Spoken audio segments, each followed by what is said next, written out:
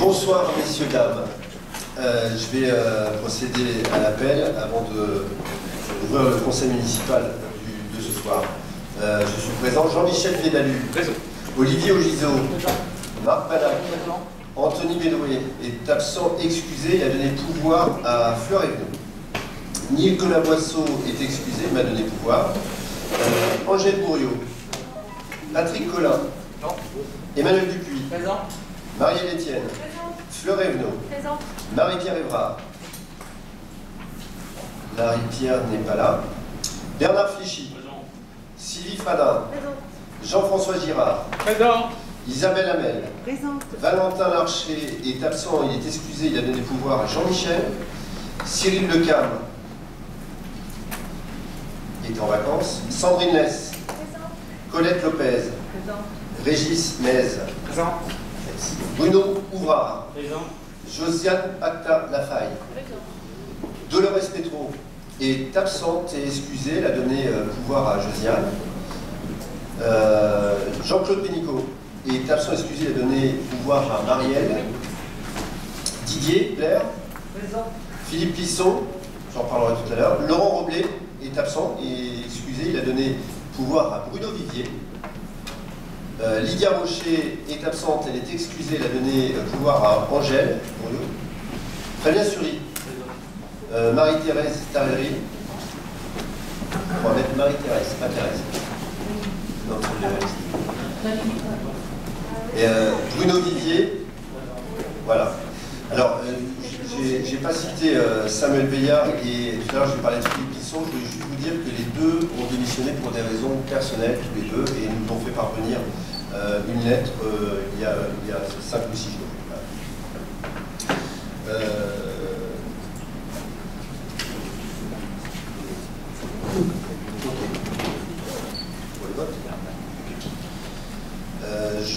Et il y a Valentin Larcher, excusez-moi, il est excusé, je l'ai dit.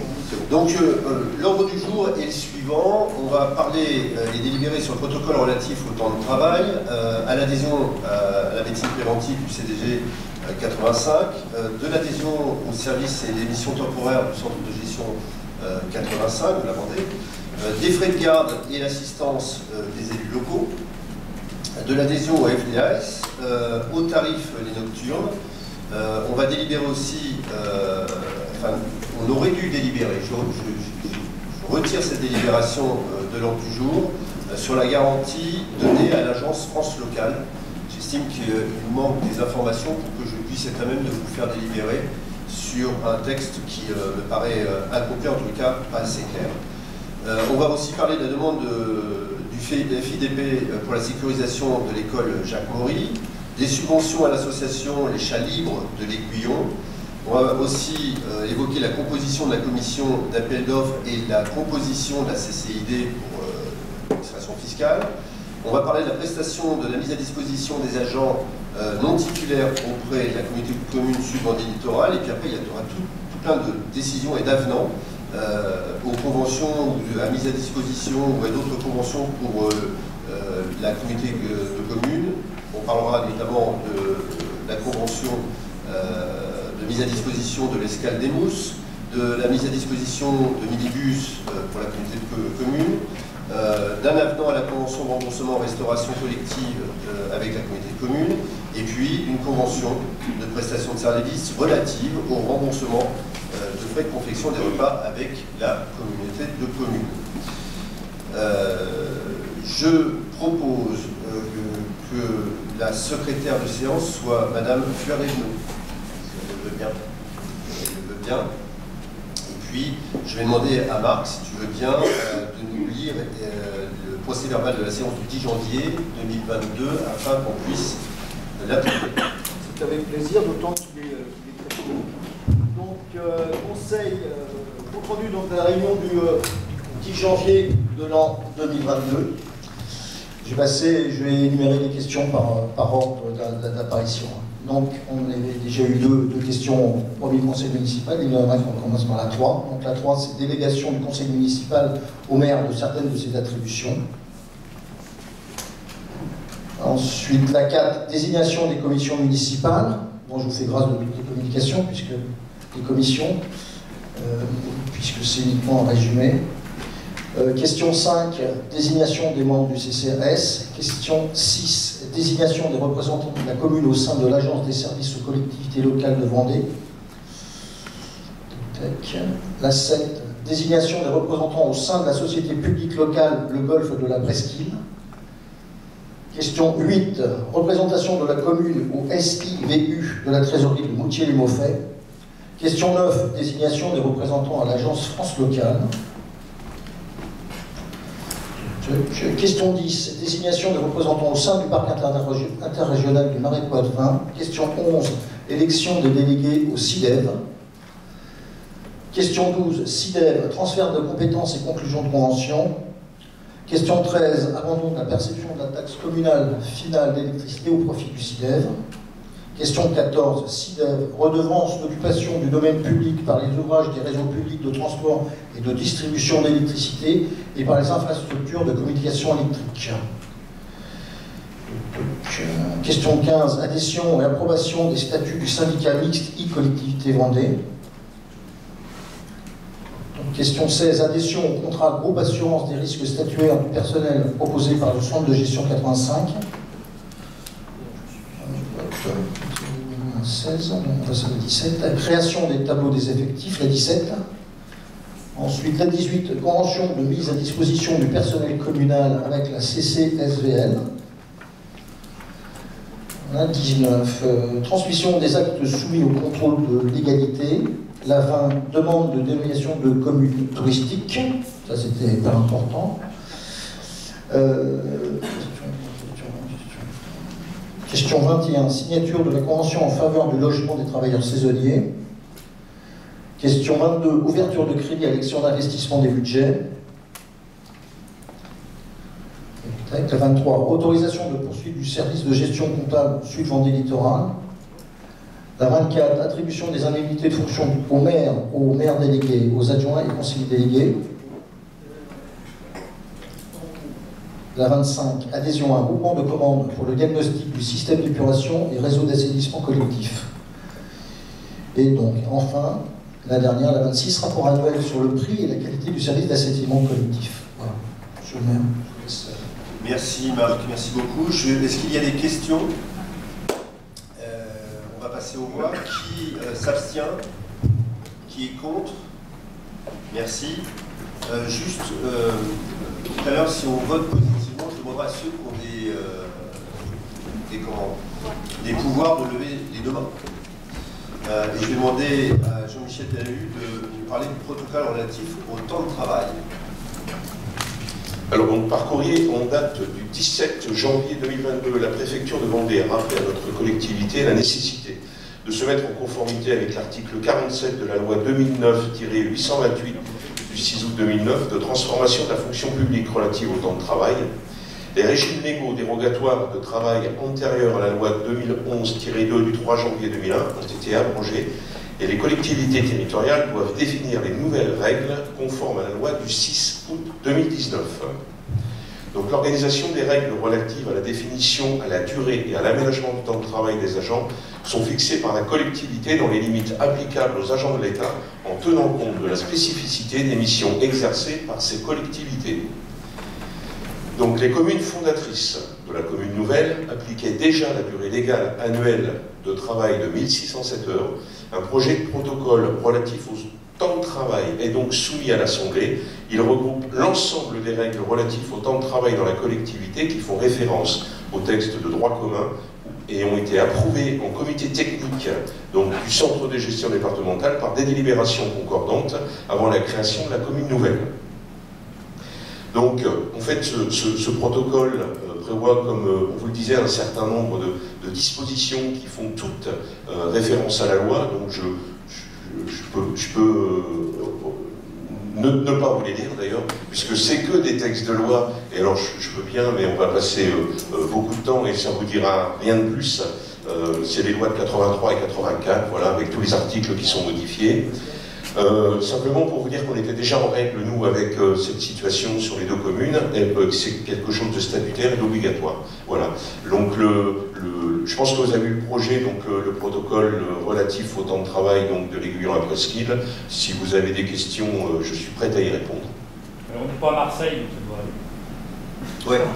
C'est vrai d'ailleurs que c'est dans ces dispositions-là qu'un certain nombre de conflits aujourd'hui voient le jour parce qu'il y avait des collectivités, mais c'était les us et coutumes qui faisaient que parfois dans la fonction publique territoriale on trouve des agents, je dis parfois c'est même bien trop souvent, qui sont même pas au SMIC, et du coup c'était un moyen aussi de pouvoir rétribuer ces agents différemment. Voilà. Et donc aujourd'hui, à partir du moment où les chambres des comptes demandent à toutes les collectivités de se mettre en conformité, pas de choix, c'est pour ça que ça génère des conflits. Alors je vous rassure, on n'a pas de conflit avec la presqu'île, tout se passe bien, pourvu que ça dure le plus longtemps possible. Voilà.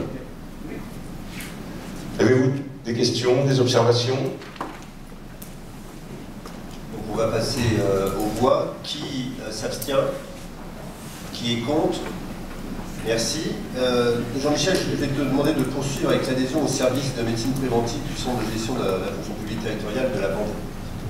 Alors, vu les dispositions de la loi 84-53 du 26 janvier 84 modifiée, portant dispositions statutaires relatives à la fonction publique territoriale et notamment son article 108-2, vu le décret 87-602 du 30 juillet 87 modifié pris pour l'application de la loi 84-53 du 26 janvier 84 portant dispositions statutaires relatives à la fonction publique territoriale et relatives à l'organisation des comités médicaux et aux conditions d'aptitude physique au régime des congés de maladie des fonctionnaires territoriaux, vu le décret 85-603 du 10 juin 85 modifié relatif à l'hygiène et à la sécurité du travail ainsi qu'à la médecine préventive, vu le décret 85-1054 du 30 septembre 85 modifié relatif au reclassement des fonctionnaires territoriaux reconnus inaptes à l'exercice de leurs fonctions, et considérant que la collectivité est tenue de prendre les dispositions nécessaires pour éviter toute altération de l'état de santé des agents du fait de leur travail, notamment en surveillant les conditions d'hygiène du travail, les risques de contagion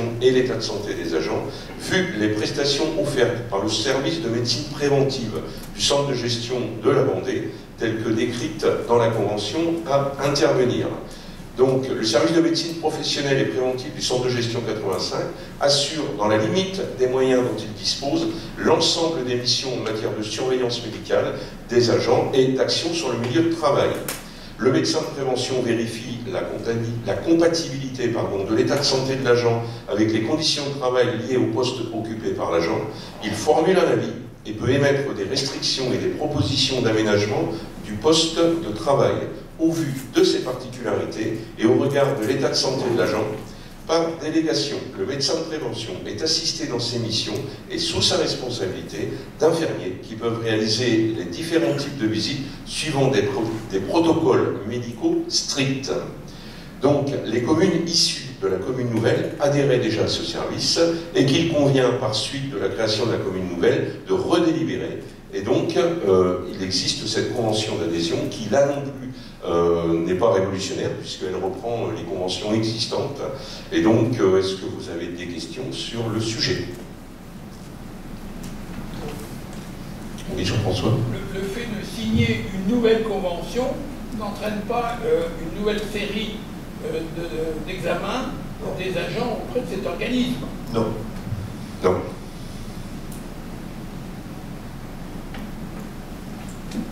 D'autres questions? Et je vais vous proposer de passer aux voix, mais de me permettre de solliciter en fait l'adhésion de la commune au service de médecine préventive proposé par le centre de gestion et de m'autoriser à conclure la convention correspondante justement avec le service de médecine préventive et puis de prévoir pour ce faire les crédits correspondants. Qui s'abstient? Qui est contre?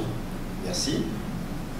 Prochaine délibération, c'est encore Jean-Michel qui nous parlait d'adhésion à l'unité mission temporaire du centre de gestion de la Vendée. Voilà, donc les possibilités d'adhésion à l'unité mission temporaire du centre de gestion de la Vendée. Donc, les communes issues de la commune nouvelle adhéraient déjà à ce service et qu'il convient par suite de la création de la commune nouvelle de redélibérer. Donc, le centre de gestion de la fonction publique territoriale de la Vendée dispose d'une unité mission temporaire rattachée au service emploi et créée en application de l'article 25 de la loi 84-53 du 26 janvier 84 modifiée, portant dispositions statutaires relatives à la fonction publique territoriale. Conformément à l'article 22, alinéa 7 de la loi 84-53 du 26 janvier 84 modifiée portant dispositions statutaires relatives à la fonction publique territoriale, les agents peuvent être mis à disposition des collectivités affiliées et non affiliées à titre onéreux par convention. En outre, la loi 2009-972 du 3 août 2009 relatif à la mobilité et au parcours professionnel dans la fonction publique désigne des centres de gestion comme les principaux interlocuteurs des collectivités et établissements pour la mise à disposition du personnel intérimaire. Cette unité propose aux collectivités qui le souhaitent un personnel compétent pour effectuer des remplacements d'agents titulaires momentanément absents ou pour satisfaire une mission temporaire, surcroît de travail, besoins saisonniers, accroissement temporaire d'activité. Donc, je vous propose d'adhérer à ce service facultatif, sachant que chaque mission fera l'objet d'une convention ponctuelle qui en précisera l'objet, la période et le coût. Ce dernier comprend notamment la rémunération totale de l'agent, les charges sociales, dont les cotisations au centre de gestion et au Centre national de la fonction publique territoriale, les heures supplémentaires ou complémentaires, les indemnités de congés payés et le régime indemnitaire, éventuellement, ainsi qu'une participation aux frais de gestion de la mission. Toutes les formalités relatives au recrutement et au suivi de la mission sont assurées par le centre de gestion, employeur direct de l'agent affecté. Le montant des frais de gestion est calculé comme suit: 7% de la rémunération brute chargée lorsque le candidat a été proposé par la collectivité, c'est ce qu'on appelle le portage. Dans ce cas, aucune recherche de profil n'est effectuée par l'unité. La prestation concerne la partie administrative du recrutement, élaboration du contrat, paye, gestion des arrêts maladie, établissement des documents de fin de contrat. Ou 8,5% de la rémunération brute chargée lorsque le centre de gestion gère le recrutement de la recherche de candidats jusqu'à l'établissement des documents de fin de contrat. Il est précisé que cette délibération restera valable dès lors que les frais de gestion n'augmenteront pas de plus de 4 points. C'était quelque chose où les deux communes, manifestement, étaient adhérentes. Et donc, on a pu avoir recours, alors pas dans le cadre de la commune, mais du CCS, en tous les cas. Avez-vous des questions? Des observations? Eh bien, merci Jean-Michel. On va vous proposer, non, on m'entend? On va vous proposer d'approuver l'adhésion à l'unité mission temporaire du centre de gestion de la fonction publique territoriale de la Vendée à compter du 1er mars 2022, de donner mission au maire pour solliciter ce service en fonction des besoins de fonctionnement de la structure, et puis autoriser à signer les conventions et les avenants à intervenir selon les missions à assurer, enfin d'inscrire, comme à chaque fois, au budget des sommes dues au centre de gestion en application des dites conventions ou avenants.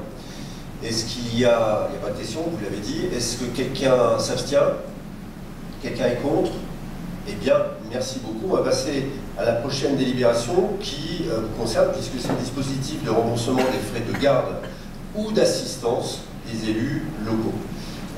Vous savez que la loi a modifié les conditions d'exercice des mandats municipaux et plus particulièrement le remboursement des frais engagés par les élus du fait de leur fonction. Dorénavant, les membres du conseil municipal bénéficient d'un remboursement par la commune des frais de garde d'enfants de moins de 16 ans ou des frais d'assistance aux personnes âgées, handicapées ou ayant besoin d'une aide personnelle à leur domicile.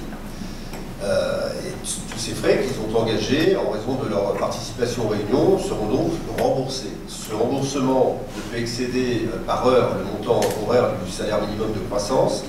Et puis, on parle de réunions. Alors, quelles sont les réunions qui sont considérées? Ce sont les séances plénières du conseil municipal, les réunions de commission instituées par une délibération du conseil municipal et dont l'élu est membre, et puis les réunions des assemblées délibérantes et des bureaux des organismes au sein desquels l'élu a été désigné pour représenter la commune. Par exemple, quelqu'un qui irait à la communauté de communes pourrait là aussi, dans sa fonction, être indemnisé pour les frais qu'il engage pour les frais de garde de ses enfants ou de personnes en difficulté.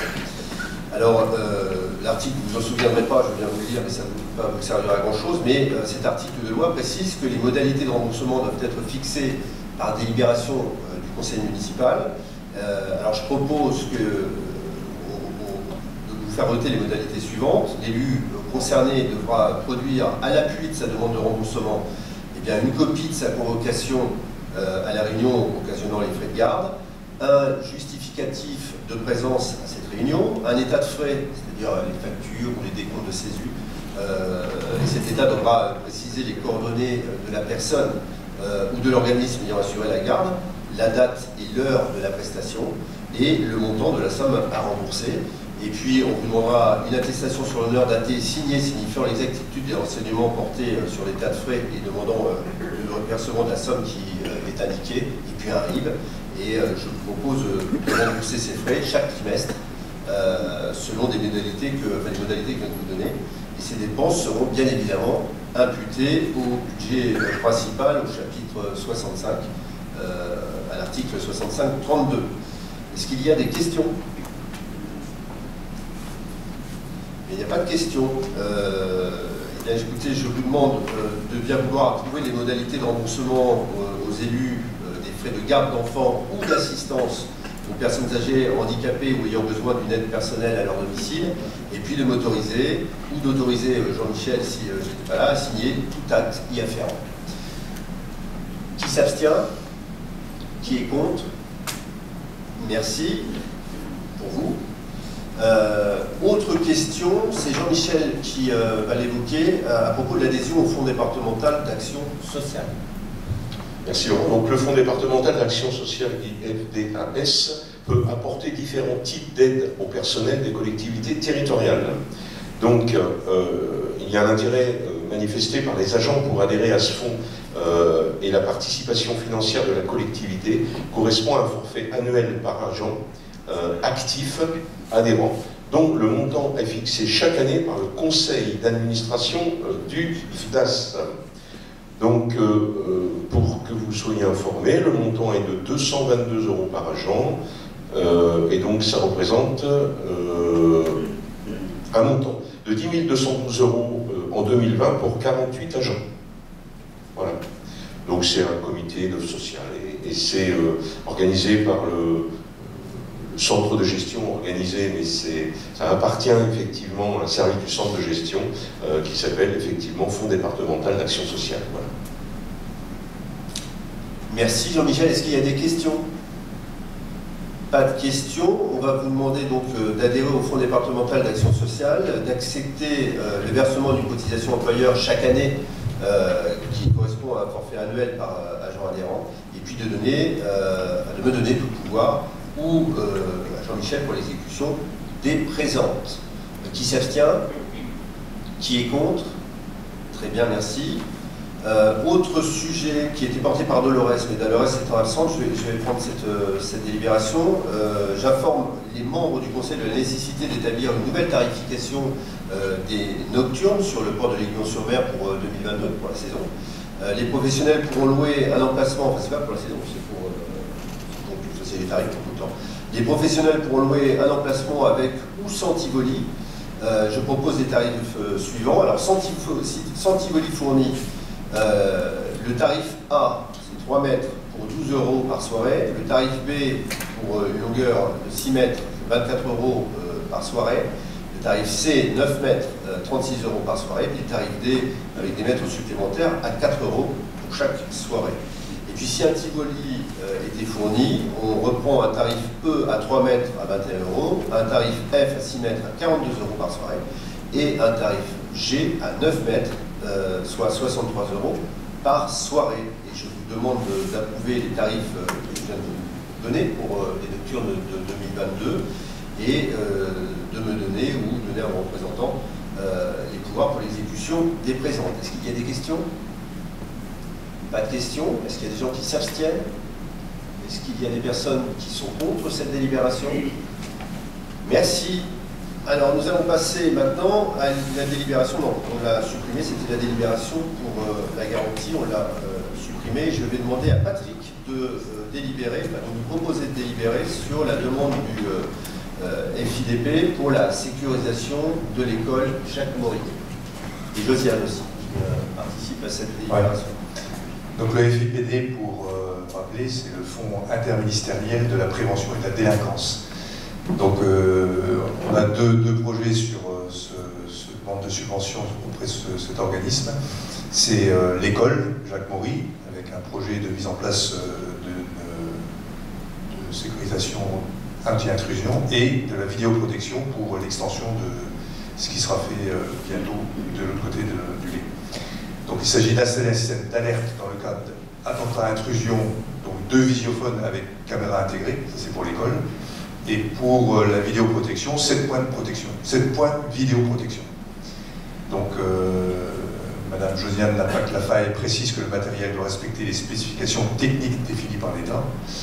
Et moi, je précise que durant la saison 2021, il était quand même constaté de nombreuses incivilités et actes de vandalisme qui n'ont malheureusement pas pu avoir des poursuites parce que quand on n'a pas la photo ou le nom de la personne qui a fait l'incivilité, il est très dur pour les enquêteurs, donc la gendarmerie, de retrouver les coupables. Il apparaît donc opportun de mettre en œuvre un dispositif pour renforcer la prévention et la sécurité au centre-ville, au point d'activité de la commune et surtout sur le port. La réalisation de ces aménagements devra faire l'objet de 2 dossiers distincts auprès de la FIDPD. Un dossier pour le volet sécurisation accès à l'école, d'un coût de 7 942 €. Il s'agit d'une demande qui est renouvelée, puisqu'elle avait déjà été faite l'année dernière. Et un dossier pour la mise en place de la vidéoprotection, d'un coût de 34 462 €. Le financement de la FIDP peut octroyer les travaux en fonction de leur éligibilité dans le cadre de l'appel à projet 2022 mis en œuvre par la préfecture de la Vendée.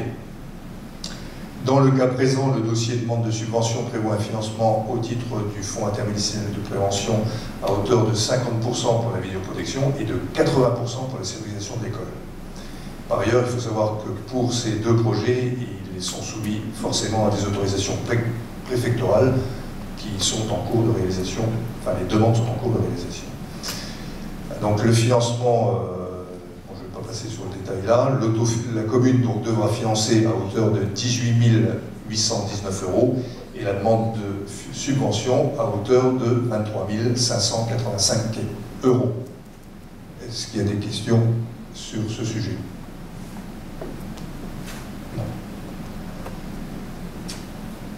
Juste peut-être ajouter que pour tout le monde, c'est un projet qui est important, structurant et qui est subventionné, hein, puisqu'on a une moyenne, on a 80% subventionné pour Jacques Maury, 50% subventionné pour la vidéoprotection, ce qui fait qu'on permet à l'État, surtout on bénéficie des subventions d'État sur ce projet. Il n'y a pas de questions? Eh bien, s'il n'y a pas de questions, je vais vous demander d'approuver le projet de sécurisation des accès de l'école Jacques Maury, d'approuver le projet de mise en œuvre d'un système de vidéoprotection, et puis d'approuver le plan de financement, puisque je rappelle qu'il y a une demande auprès du FIDP d'un montant de 34 462 € qui sera subventionné lui aussi à 50%, et de donner pouvoir pour l'exécution des présentes. Qui s'abstient? Une abstention. Qui est contre? Merci. Autre délibération, je vais demander à Josiane de nous parler de la subvention pour les chats libres de l'Aiguillon, s'il te plaît. Alors, je rappelle qu'il est nécessaire de réguler la prolifération des...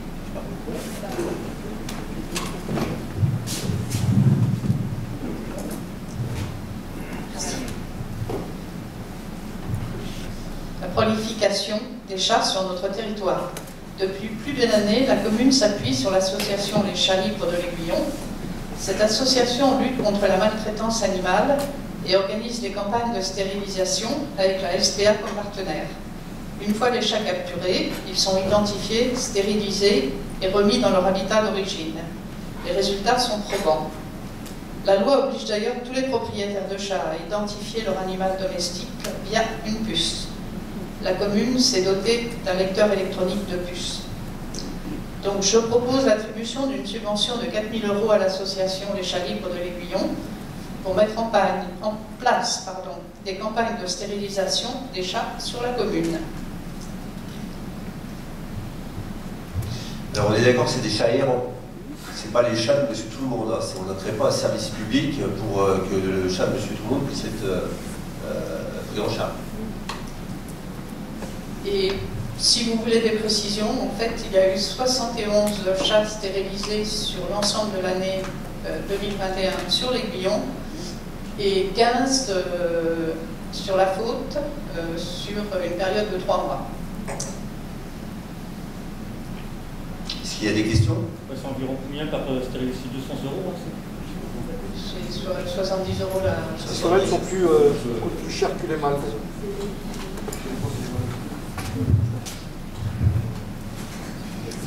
D'autres questions? Pas d'autres questions. On vous demande donc d'approuver la campagne de stérilisation des chats de l'association Les Chats Libres de l'Aiguillon, d'approuver la subvention d'un montant de 4 000 € pour cette association et de nous donner tout pouvoir pour l'application des présentes. Qui s'abstient? Qui est contre? Merci beaucoup. Autre question, la composition de la commission d'appel d'offres. Alors, vous savez que nous sommes obligés dans nos communes d'avoir une commission d'appel d'offres pour tous les appels d'offres, tous les travaux qui sont engagés, et que c'est un sujet important puisqu'il engage la politique budgétaire de la commune.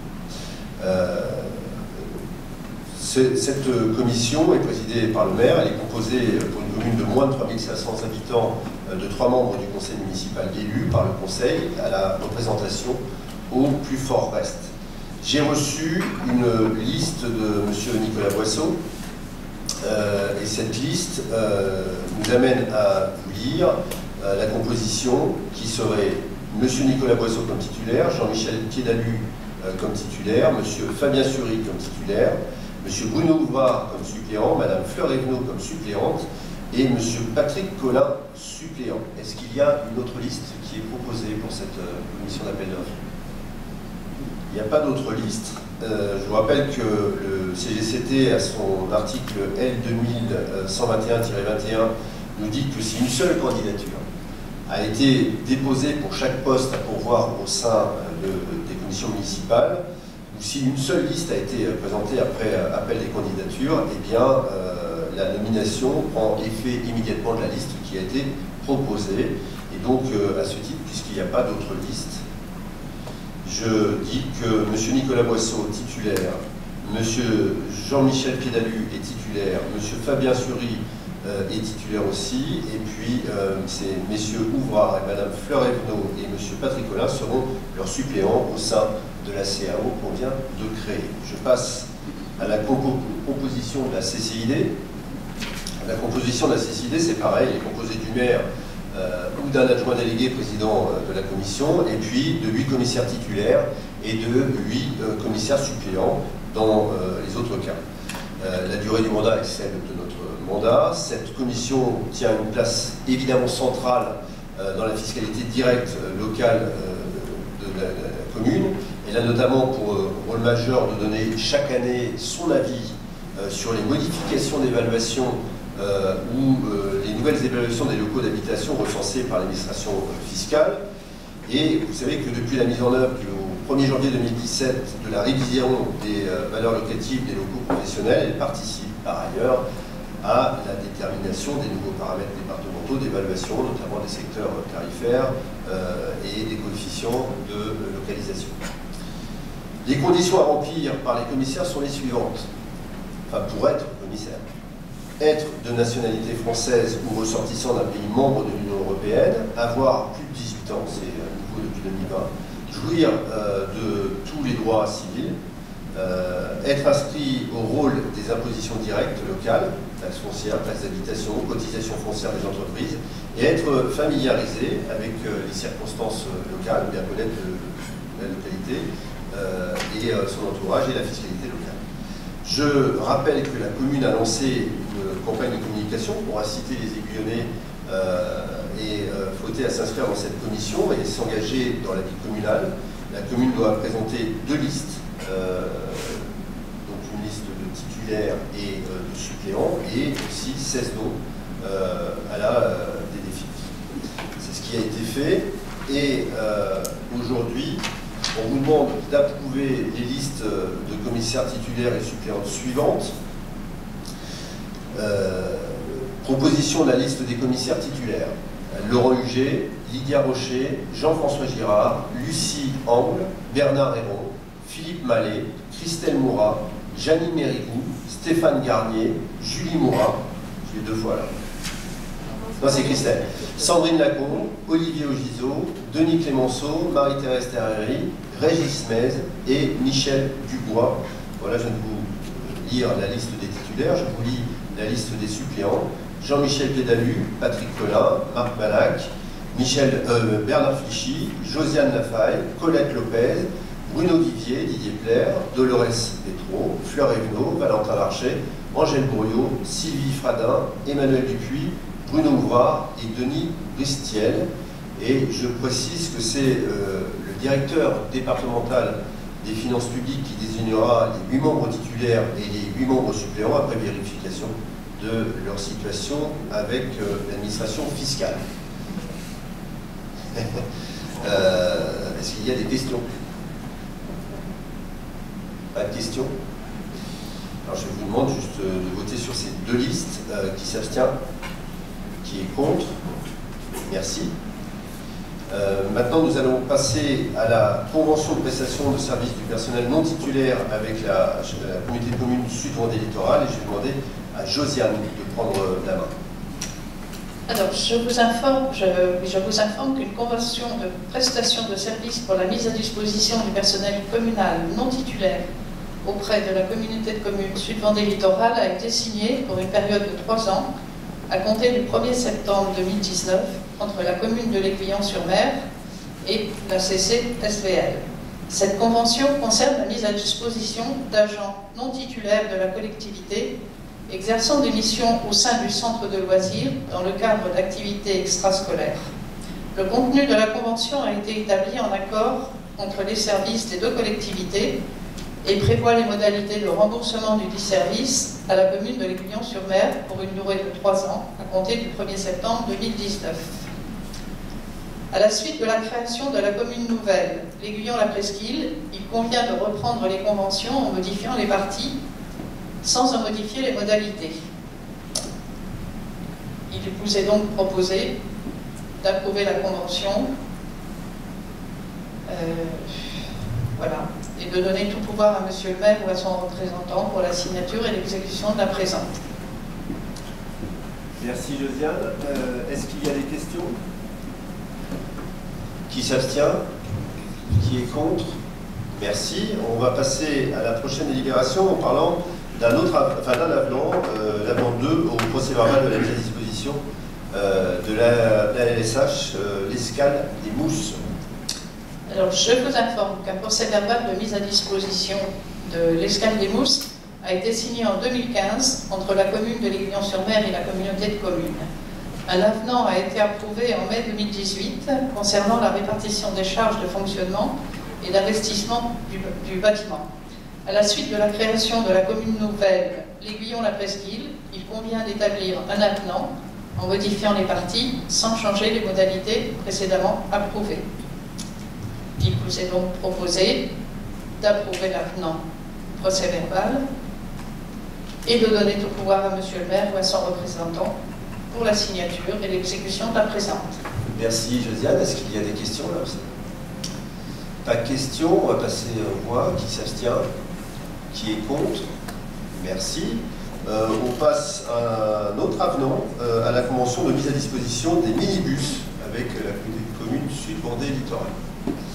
Alors, je vous informe qu'une convention de mise à disposition excusez-moi, de minibus a été approuvée par la commune de l'Aiguillon-sur-Mer en février 2021 pour 3 ans avec la communauté de communes Sud-Vendée Littoral, permettant l'utilisation de ces véhicules dans le cadre des activités de loisirs de l'escale des Mousses. À la suite de la création de la commune nouvelle d'Aiguillon-la-Presqu'île, il convient d'établir un avenant en modifiant les parties sans changer les modalités précédemment approuvées jusqu'au 31 décembre 2023. Il vous est donc proposé d'approuver l'avenant 1 à la convention de mise à disposition de minibus à la communauté de communes, de donner tout pouvoir à Monsieur le maire ou son représentant pour la signature et l'exécution de la présente. Est-ce qu'il y a des questions? Pas de questions? Il y a une question, excuse-moi. pardon, dans la précédente diapositive, le mot avec là dans. Le mot avec? Oui. C'est de présentation. Non, titre. Oui, ça. Disposition de l'école des mousses avec la CCSVL qui met à disposition, je trouve que l'expression est pas claire. C'est la commune. Ah oui. Et on met à la disposition de la CCSVL. C'est de la commune A. C'est de la commune A. Oui. Le mot avec n'est pas clair. Absolument. Merci pour la remarque. Est-ce qu'il y a des questions autres? Merci, pas de questions. On passe aux voix. Qui s'abstient? Qui est contre? Merci. Donc, on passe à un autre avenant encore. On a beaucoup d'avenants avec la communauté de communes. Il y en aura d'autres. On passe à la convention de remboursement des frais de restauration avec la collectivité et la communauté de communes suivant des littorales. Alors, je vous informe qu'une convention de remboursement des frais de restauration collective a été approuvée en février 2021 par la commune de l'Aiguillon-sur-Mer pour 3 ans, concernant la confection de repas chaque mercredi pendant les vacances scolaires, hors l'été, pour l'Escale des Mousses, au profit de la communauté de communes Sud-Vendée Littorale. À la suite de la création de la commune nouvelle l'Aiguillon-la-Presqu'île, il convient d'établir un avenant en modifiant les parties, sans changer les modalités précédemment approuvées jusqu'au 31 décembre 2023.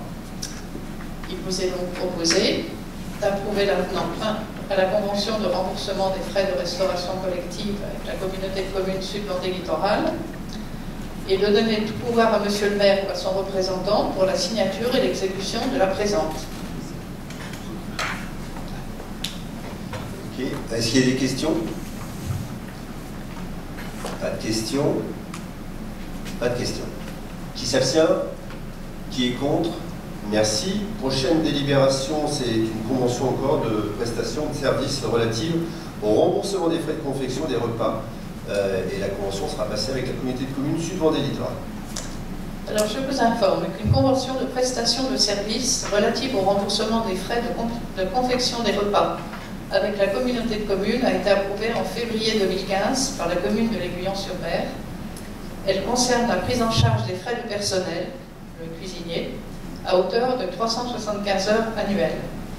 À la suite de la création de la commune nouvelle, l'Aiguillon-la-Presqu'île, il convient d'établir un avenant en modifiant les parties, sans changer les modalités précédemment approuvées jusqu'au 31 décembre 2023. Il vous est donc proposé d'approuver l'avenant 1 à la convention de prestation de services relative au remboursement des frais de confection des repas avec la CCSVL et de donner tout pouvoir à Monsieur le maire ou à son représentant pour la signature et l'exécution de la présente. Y a-t-il des questions? Il n'y a pas de questions. Qui s'abstient? Qui est contre? Merci. Merci Josiane. Écoutez, l'ordre du jour est épuisé. Je vais maintenant passer juste vous poser la question de savoir si vous avez des questions d'intérêt général à poser. Pas de questions? On va rentrer ce soir rapidement. Ok, eh bien écoutez, je vous remercie. Le deuxième conseil municipal qui était un peu technique. Vous avez vu à une première partie qui s'adresse à des organisations de fonctionnement et puis les conventions ensuite avec la communauté de communes. C'est là où vous comprenez que la communauté de communes, ça s'applique vraiment et en tout cas il y a une interaction importante entre la politique municipale et la politique de la communauté de communes. Je sais qu'on dépend des décisions communautaires et que parfois il est important que chacun des élus puisse en avoir vraiment conscience parce que c'est aussi un travail qu'il nous faut tenir, avoir une place importante dans la communauté de communes nous permet justement de développer des politiques municipales à la hauteur des ambitions que nous avons. Le prochain conseil, pardon? Oui, c'est ce que je vois. Le prochain conseil municipal, ne notez pas. Je vais te donner la parole, Marc. Mais juste parce que là, on voit le mardi 29 mars 2022, c'est pas une bonne date, c'est le 31 mars. 31 mars 2022. Moi, c'est un conseil municipal. Marc, tu voulais prendre la On parole? m'interroge pour la commune nouvelle, mais le gentillet n'est pas sorti encore. Alors on m'interroge et peut-être qu'on va pouvoir l'annoncer officiellement. Le gentillet n'est pas sorti parce que, faisant partie du bureau, tu es au courant, on n'a pas parlé au bureau. Oui, on n'a pas parlé au bureau, mais comme officiellement, j'ai la réponse officielle. Alors, pour donner une réponse la donner à la officielle. presse, par exemple, si tu veux. Ouais. Mais je pense qu'au prochain bureau, on va s'engager à affermir le choix qui sera celui qu'on prendra pour le donner au prochain conseil municipal. Et est-ce qu'on va le savoir à l'avance avant le conseil je les ai vus. Le nom des... On le découvrira au conseil municipal. Non, je pense que là, on fera une réunion, on fera un bureau, parce qu'il faut toujours faire un bureau, et puis là, on fera peut-être exceptionnellement une plénière. D'autres questions? Oui. On vient de parler de la date de la prochaine séance du conseil municipal. Est-ce que, plus généralement, le principe de tenir une séance par mois, éventuellement toujours à la même date, enfin toujours même jour de la semaine, bref, est-ce qu'on peut envisager une règle de ce type-là sur l'ensemble de l'année? Alors, j'ai demandé au service d'établir un agenda qu'ils ont là, où vous avez déjà tous les conseils municipaux de l'année. Vous avez aussi noté dans ce document l'ensemble des dates des bureaux municipaux. On vous a fait grâce des COMEX et des CODIR, puisque c'est toutes les semaines, et ça concerne les deux maires et les deux directeurs généraux. Mais voilà, en fait, je ne sais pas si vous l'avez là, mais je l'ai par mail, vous ne pouvez pas le publier. En fait, vous allez le recevoir. Cet agenda a été validé, je crois que cet après-midi. Il y avait quelques scories qui faisaient qu'on avait mis des dates qui ne pouvaient pas convenir au plus grand nombre. Mais voilà, vous allez avoir l'agenda de l'ensemble de l'année. Marie-Thérèse? Oui, on a reçu le tableau des permanences. Est-ce qu'on pourrait savoir en quoi consiste une permanence? Absolument. Alors ça, c'est une demande aussi qui a été... tu poses la question, mais en fait, c'est une question qui a été plusieurs fois posée. Je pense à Sandrine qui l'avait posée. Et donc, on a demandé à Patrick Collin de faire une fiche très didactique voilà, qui est produite, qui vous donnera en trois petites parties, qui vous dira quoi faire en fonction de cas généraux. Accidents, problèmes techniques dans la commune, vous aurez les numéros de téléphone à prévenir en fait, parce que généralement vous êtes prévenus parce que vous tenez dans la main un numéro de téléphone sur lequel les services d'urgence savent qu'ils peuvent appeler, c'est vous qui décrochez, et en fonction, et je le dis là, systématiquement, quoi qu'il arrive, vous prévenez le maire. Quoi qu'il arrive. Et ensuite, vous verrez, il y a tout un... Mais quoi qu'il arrive, vous prévenez le maire. Et là, vous aurez à la fois quoi faire en cas d'urgence, accident, catastrophe, etc. Et puis aussi problème technique. Juste rappeler que le permanent a un adjoint, forcément, et que la deuxième personne qui est désignée, c'est un suppléant au cas où. C'est bien l'adjoint qui est le permanent, qui remplit le poste, et le conseiller municipal est juste là en suppléance au cas où un accident.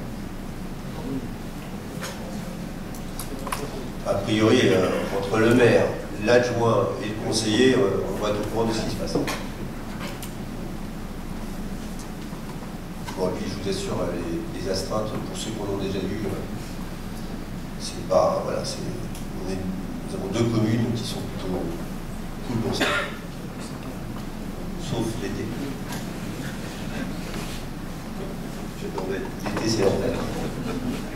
Je ne sais pas qui a pris l'été, s'il y en a qui ont déjà vu l'été. Vous êtes tombé dedans? Pas de chance. Ok. Est-ce qu'il y a d'autres questions? Pas de questions? Si. Peut-être quand même concernant le petit pont qui nous avait montrerait un projet, est-ce qu'il y a vraiment quelque chose qui avance sur le petit pont? Oh, excuse-moi, je n'avais pas entendu. Sur le petit pont, alors,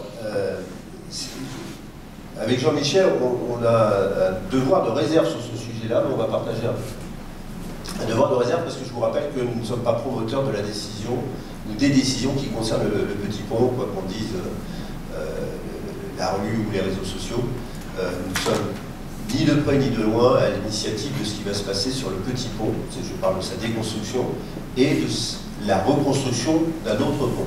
Ce n'est pas la réflexion ou la réparation du petit pont, elle n'est pas envisagée, les dégâts sont, en tout cas la structure est trop touchée, on ne pourra pas le réparer. Il y aura donc une déconstruction et une reconstruction. Aujourd'hui, là où on fait attention, nous en tant que maire, c'est la capacité financière de reconstruction.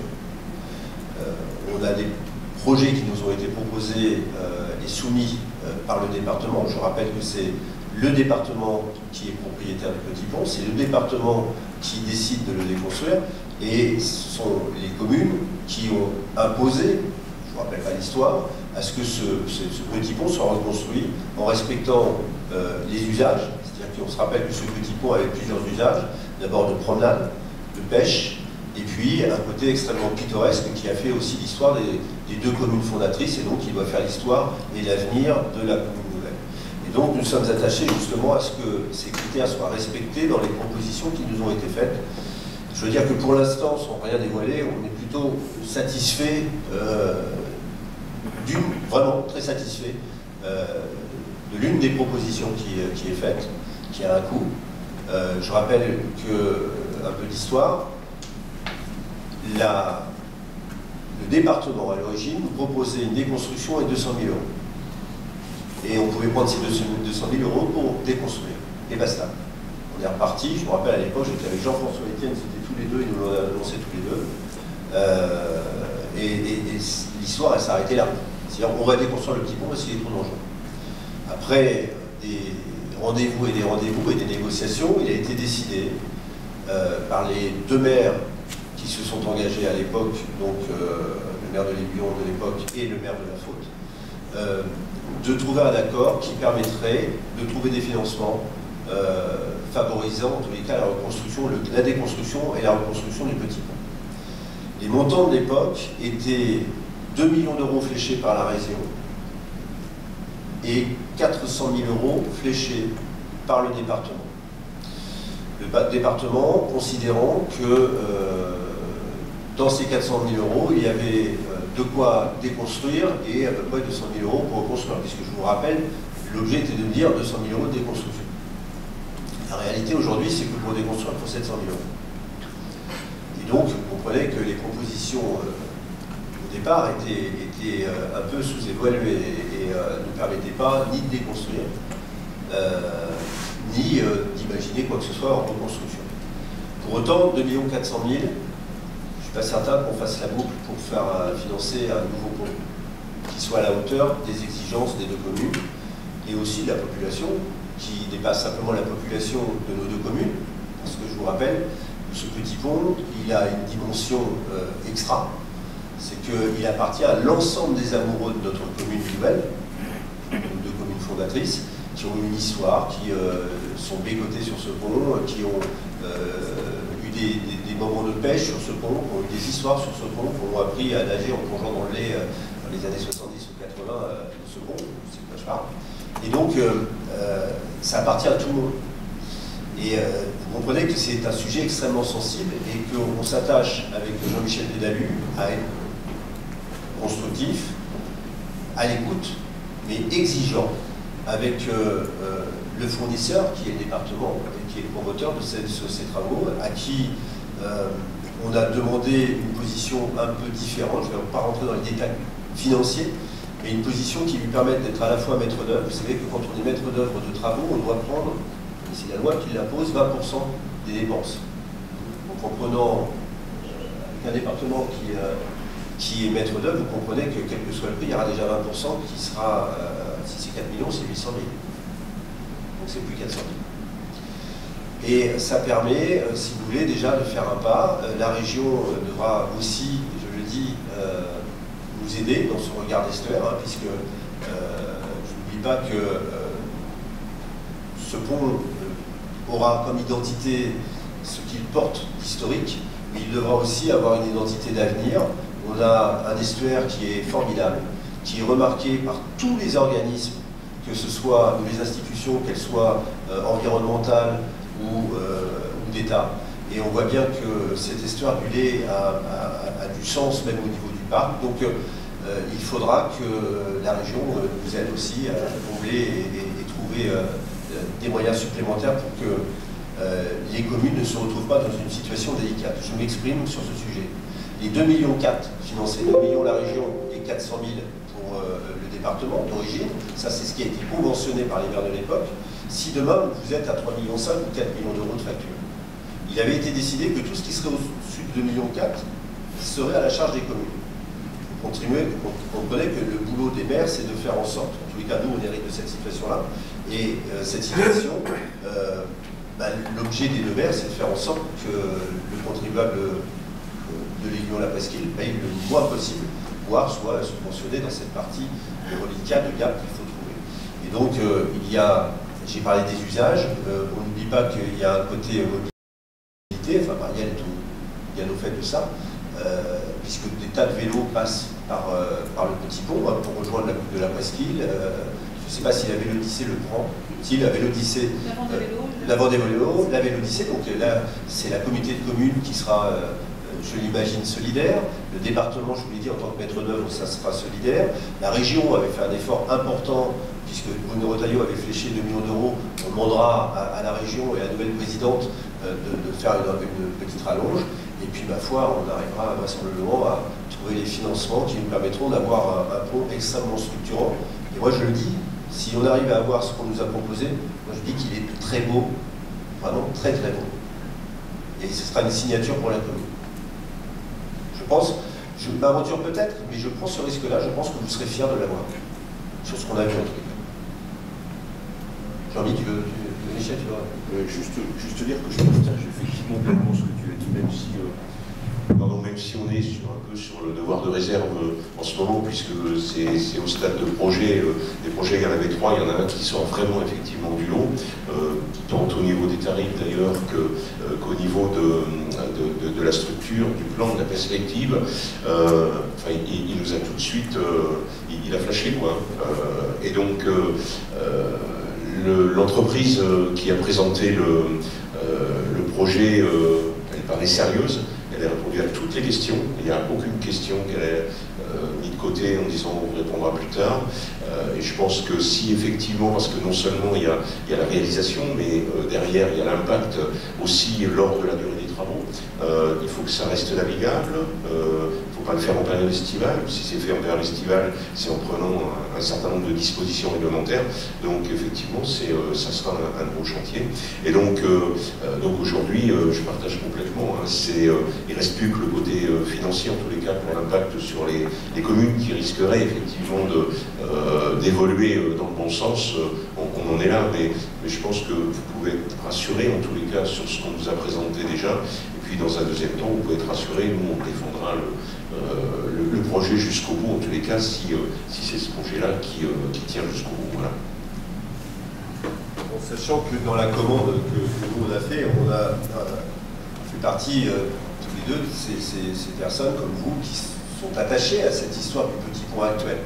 Et on a demandé à ce que une partie du petit pont, enfin une arrivée du petit pont actuel puisse être gardée et s'inscrire dans le petit pont nouveau, pour que tout ne disparaisse pas. Voilà. Et donc il a été remodifié, imaginé une modification des premiers plans qui nous avaient été proposés pour reprendre une partie du dur de l'arrivée du petit pont, puisqu'on comprend bien que pour des raisons de sécurité, on ne pourra pas être devant debout et raconter n'importe quoi aux gens en disant oui, on va le réparer, parce que là, on l'a vu, pour le coup, c'est impossible. Après, les discussions de comptoir peuvent vous dire tout l'inverse, mais en tout cas, techniquement, l'ingénierie montre que c'est impossible. Par contre, on aura, parce qu'on aime ça, on aura un souvenir de ce petit pont qui sera inscrit dans le nouveau pont. On dansera dessus avant la fin du mandat.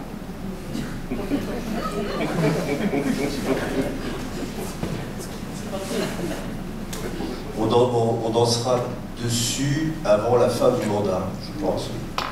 On dansera dessus avant la fin du mandat.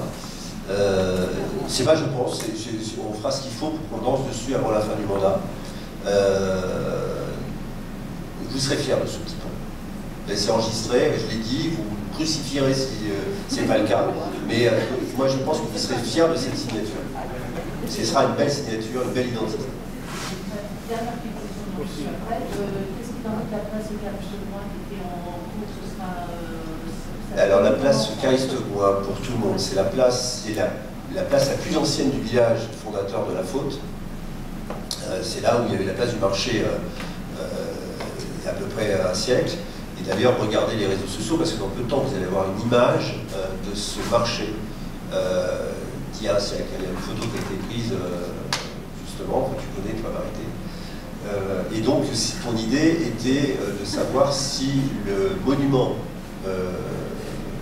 aux morts, le monument de commémoration, allait être déplacé. J'ai demandé à ce qu'il soit déplacé avant le 8 mai, parce que je ne veux plus commémorer une ligne de silence où on parle de nos soldats tombés au Mali ou avec des gens qui font du skate à côté.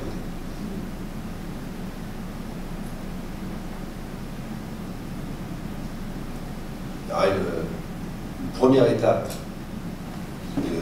d'urgence, parce que je viens de vous dire que je ne voulais pas commémorer le 8 mai dans ces conditions-là, donc il y aura une première étape avant le 8 mai, et puis il y aura une deuxième étape après la saison, qui sera l'embellissement de cette place Cariste-Gouin qui avait été prévue, qui était déjà fléchée.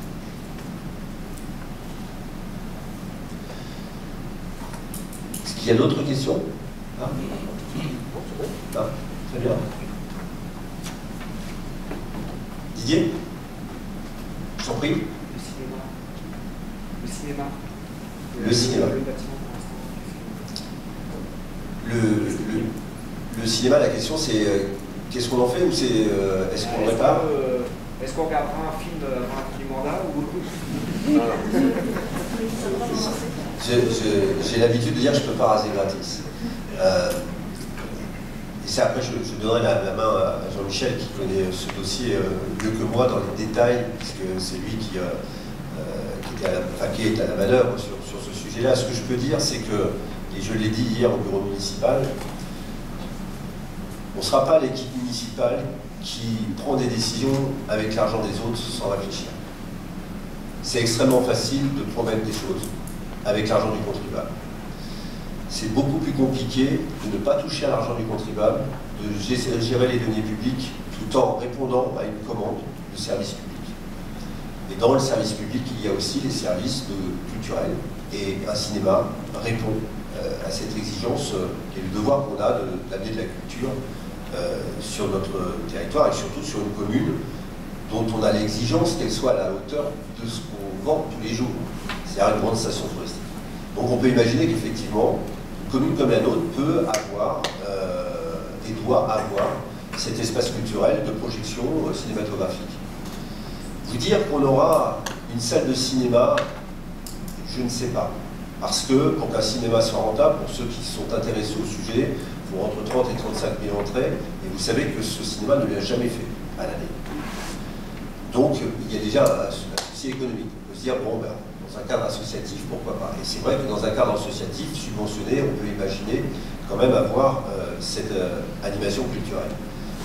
La question est de se poser, enfin qu'on peut se poser, c'est est-ce qu'une salle ou un complexe dans lequel on pourrait projeter des films, du cinéma, dans lequel on pourrait faire du théâtre, dans lequel on pourrait recevoir des séminaires ou des conférences, dans lequel on pourrait avoir des multiplex si besoin, est-ce que ça a du sens pour une commune comme la nôtre? D'autant plus que nous sommes une terre d'accueil scientifique, où parce que notre vécu avec les Amers-en-Mer, Cynthia, il y a beaucoup de scientifiques qui viennent, parce que nous sommes dans une commune où on a 3 réserves, donc 2 réserves naturelles classées. Je vous rappelle qu'à part la baie de Somme et la Camargue, ça existe nulle part. C'est-à-dire qu'on n'est pas assez fiers de là où on vit. On n'est vraiment pas assez fiers de là où on vit. On vit au milieu d'une réserve naturelle, de réserve ornitho. C'est extrêmement important de se dire qu'avec le vécu, l'histoire qu'on a et la géographie qu'on a, on peut très bien continuer à accueillir des scientifiques qui peuvent faire des séminaires et peut-être être une terre d'accueil scientifique aussi. Tout ça pour vous dire que pour ça, il faut un complexe. Et que ça peut être un projet. Je dis, ça peut être un projet parce que pour ça, il faut de l'argent, il faut des subventions. Que l'ensemble des adjoints en bureau ont rappelé hier qu'il y avait des priorités de réflexion, de consolidation. On a des écoles à entretenir, on a un cinéma. Voilà, il y a donc des priorités.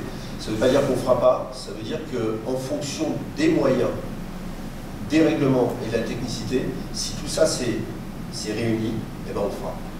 C'est-à-dire que répondre qu'on fera les choses en disant oui, un jour on fera, je pense que c'est n'importe quoi, c'est promettre n'importe quoi.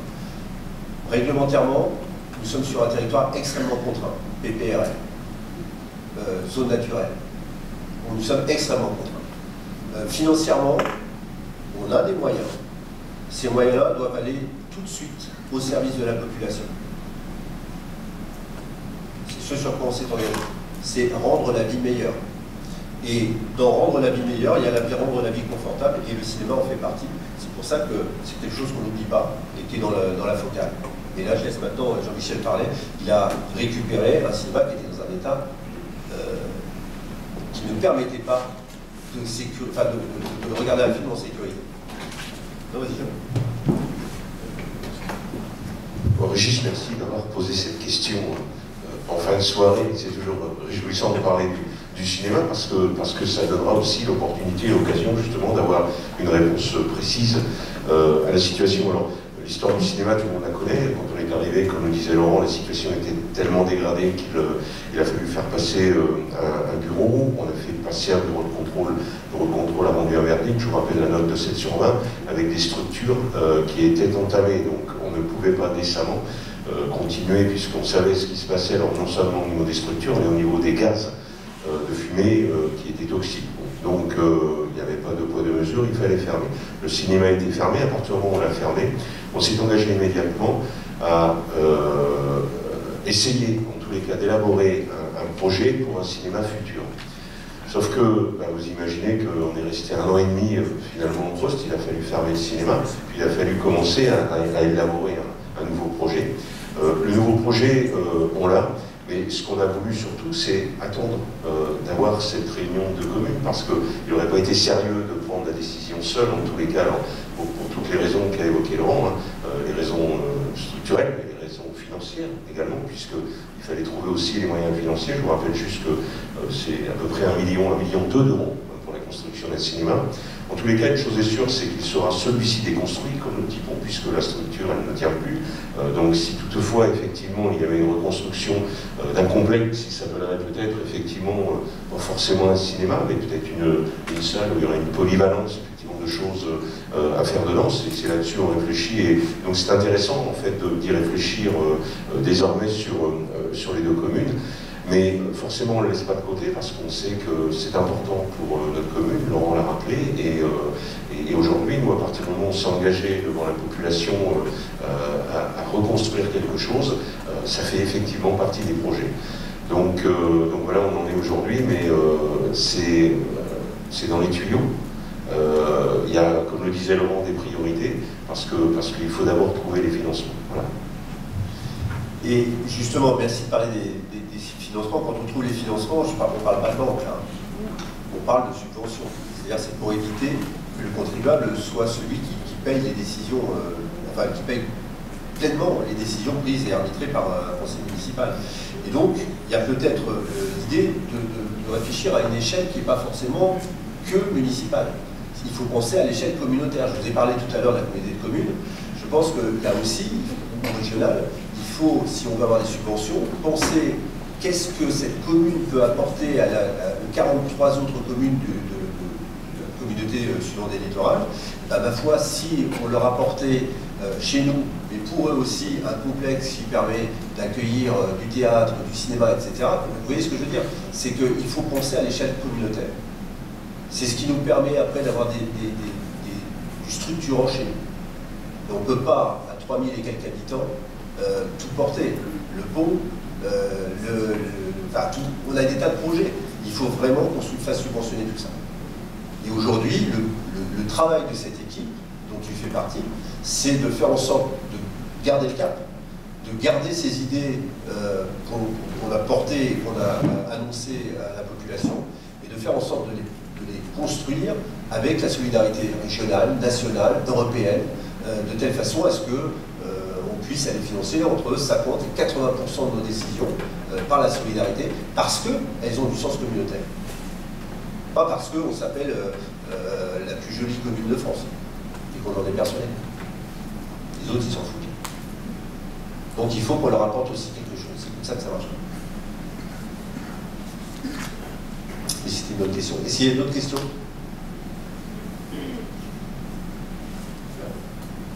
Non. Et s'il n'y a pas d'autres questions, je vais clore le conseil municipal. Est-ce que, une fois qu'il est clos, voilà, top, c'est fait. Est-ce que le public a des questions? Pas de questions? Bon, écoutez, la prochaine fois, on pourra en préparer. Voilà. À très vite, à bientôt, et merci.